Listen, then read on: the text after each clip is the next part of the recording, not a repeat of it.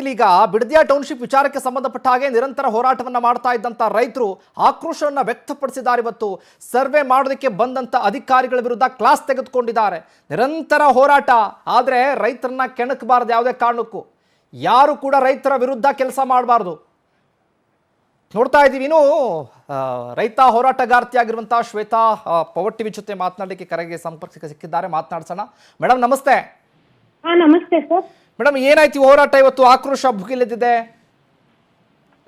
ಏನಂದ್ರೆ ಇವ್ರು ಅಂತಿಮ ಆದೇಶ ಹೊರಡಿಸಿದ್ರಲ್ಲ, ಅದ್ರಲ್ಲಿ ಮೊದಲನೇ ಗ್ರಾಮ ಮಂಡಳಹಳ್ಳಿ ಅನ್ನೋ ಊರಿಗೆ ಬಂದು ಸರ್ವೆ ಮಾಡ್ತಿದ್ದಾರೆ.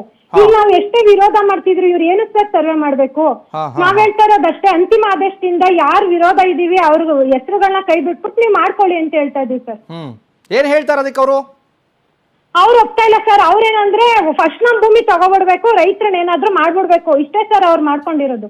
ನೀವು ಒಪ್ಪಿಲ್ಲ ಅಂದ್ರೂ ರೈತ ನೀವು ಭೂಮಿ ಕೊಡ್ಬೇಕಲ್ಲಿ, ಅಷ್ಟೇ ಸರ್. ಭೂಮಿ ಕೊಟ್ಬಿಡ್ಬೇಕು, ರೈತರು ಹೆಂಗಾದ್ರೂ ಹಾಳಾಗ್ ಹೋಗ್ಬಿಡ್ಲಿ, ಇವ್ರ ಭೂಮಿ ತಗೊಂಡು AICT ಮಾಡ್ಬಿಡ್ಬೇಕು.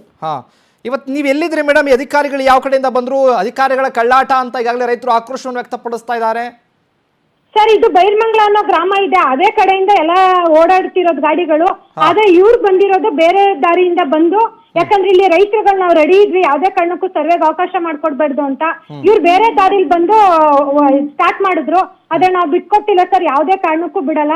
ಸರ್ಕಾರ ಇದಕ್ಕೆ ಹೊಣೆ ಇರೋದು ನಮ್ ಶಾಸಕರೇ ಸರ್, ನೇರ ಹೊಣೆ ಅವರೇ ಸರ್. ನಾವ್ ಅವ್ರ ಹತ್ರ ಮನವಿ ಮಾಡಿ 1 ವಾರನೂ ಆಗಿಲ್ಲ, ನಾವ್ ಹೇಳಿದೀವಿ ಯಾವ್ದೇ ಕಾರಣಕ್ಕೂ ನಾವು ಸರ್ವೆ ಮಾಡಕ್ ಅವಕಾಶ ಕೊಡಲ್ಲ, ನಮ್ಮ ಆದೇಶದಿಂದ ನಮ್ನ ಕೈ ಬಿಡಿ, ನಾವ್ ಅವಾಗ ಬಿಡ್ತೀವಿ ಅಂತ. ಆದ್ರೆ ಇವ್ರೇನ್ ಹೇಳ್ತಿದ್ದಾರೆ, ಹಂಗ್ ಬರಲ್ಲ ಅನ್ಬಿಟ್ಟು ಈ ತರ ಮಾಡ್ತಿದ್ದಾರೆ. ಈಗ ಯಾವ ನ್ಯಾಯ ಸರ್ ಇದು? ನಾವ್ ಎಲ್ಲಿ ಪ್ರಜಾಪ್ರಭುತ್ವ ವ್ಯವಸ್ಥೆಯಲ್ಲಿ ಇದೀವ, ಎಲ್ಲಾದ್ರೂ ಬೇರೆ ಎಲ್ಲಿದೀವಿ ಅನ್ನೋದ ನಮ್ಗೆ ಅರ್ಥ ಆಗ್ತಾ ಇಲ್ಲ ಮ್ಯಾಮ್. ಅವತ್ತು ಶಾಸಕರ ಜೊತೆ ಮಾತನಾಡಿದ ಸಂದರ್ಭದಲ್ಲಿ ಏನ್ ಹೇಳಿದ್ರು ಮೇಡಮ್? ಭರವಸೆ ಕೊಟ್ಟಿದ್ರು ನಿಮ್ಗೆ ಕೈ ಬಿಡ್ತೀವಿ ಅಂತ? ಮುಖ್ಯಮಂತ್ರಿಗಳ ಜೊತೆ ಮಾತಾಡ್ತೀವಿ ಅನ್ನೋ ಭರವಸೆ ಕೊಟ್ಟಿದ್ರು, ಅಷ್ಟೇ ಸರ್. ನೀವು ಮೊದಲೇ ಹೇಳಿದ್ರಿ ಇದಕ್ಕೆ ಇತ್ಯರ್ಥ ಆಗೋವರೆಗೂ ಯಾವ್ದು ಸರ್ವೆ ಬರೋಂಗಿಲ್ಲ, ಯಾರು ಬರೋಂಗಿಲ್ಲ ಅಂತ. ಹೌದು ಸರ್, ನಾವು ಮೊದ್ಲೇ ಹೇಳ್ಬಿಟ್ಟೆ ಬಂದಿದ್ದೀವಿ ಶಾಸಕರಿಗೆ. ಅಂದ್ರೆ ಇದಕ್ ಜವಾಬ್ದಾರಿ ಅವರೇ ಸರ್, ಕಾರಣ ನೇರ ಹೊಣೆ ಅವ್ರಿಗೆ ಹೊರಿಸ್ಬೇಕಿದ್ರಿಂದ. ಏನಾಯ್ತು ಅಧಿಕಾರಿಗಳ ಜೊತೆ ಇವತ್ತು ನಿಮ್ದು ಮಾತುಕತೆ? ಏನು ಆಗಿಲ್ಲ ಸರ್. ಅದೇ ಅವ್ರು ಬರ್ತಾರೆ, ಅವ್ರು ಏನಾದ್ರೂ ಆಗ್ಲಿ ನಾವ್ ಮಾಡೇ ಮಾಡ್ತೀವಿ ಅಂತಾರೆ. ನಾವ್ ಯಾವ್ದೇ ಕಾರಣಕ್ಕೂ ಬಿಡಲ್ಲ ಅಂತ ಮಾಮೂಲಿ ತಳ್ಳಾಟ ನೂಕಾಟಗಳಾಗುತ್ತೆ ಸರ್.